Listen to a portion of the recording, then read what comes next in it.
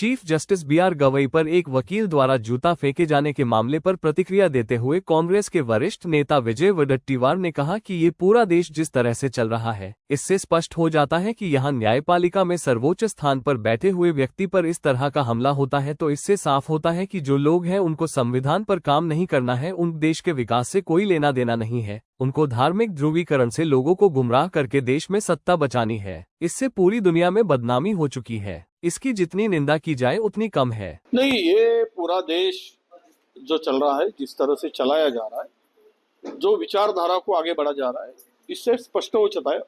जाता है कि यहाँ पे अगर जुडिशरी पे बैठे हुए सर्वोच्च स्थान पर बैठे हुए व्यक्ति के ऊपर इस तरह का हमला होता है तो इससे स्पष्ट होता है कि जो लोग हैं उसको संविधान के ऊपर काम नहीं करना है, उनको देश के विकास के प्रति कोई लेना देना नहीं है, उनको धार्मिक ध्रुवीकरण करके लोगों को गुमराह करके गुमराह करके इस देश में सत्ता और कुर्सी बचाना है। इस विचारधारा के लोग हैं। धर्म और राजनीति अलग होती है, धर्म की बात अलग होना चाहिए, राजनीति की बात अलग होना चाहिए, और ये धर्मों के साथ राजनीति मिलाकर देश को बर्बाद करने पर तुले, देश को पूरा उद्ध्वस्त करने के लिए तैयार बैठे।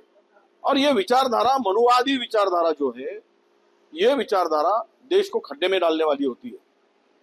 और मैं इससे आगे भी कहूंगा, इस तरह का हमला करके पूरा देश को एक बहुत बड़ा धोखा, बहुत बड़ा हादसा ये इन लोगों ने बनाया है, किया है। और कोई भी माफी मांगे, प्राइम मिनिस्टर हो या और सीएम हो, कोई भी माफी मांगे, ये पूरे देश में नहीं पूरे दुनिया में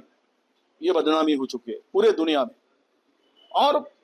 लोगों का विश्वास ये इस सरकार के इस विचारधारा से आगे बढ़ाने का, उसको प्रोत्साहन देने का,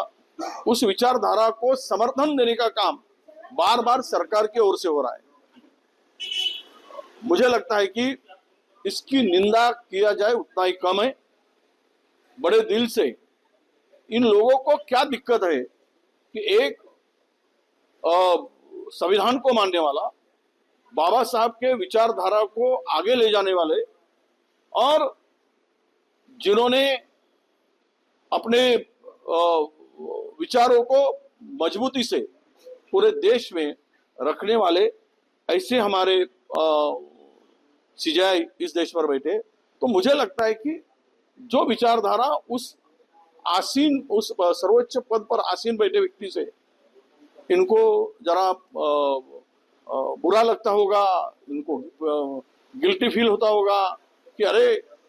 हमारे सामने एक दलित आदमी इस सर्वोच्च कुर्सी पर बैठा है। तो ऐसे जो विचार है, ये विचार देश को आगे लेके जाने वाले नहीं,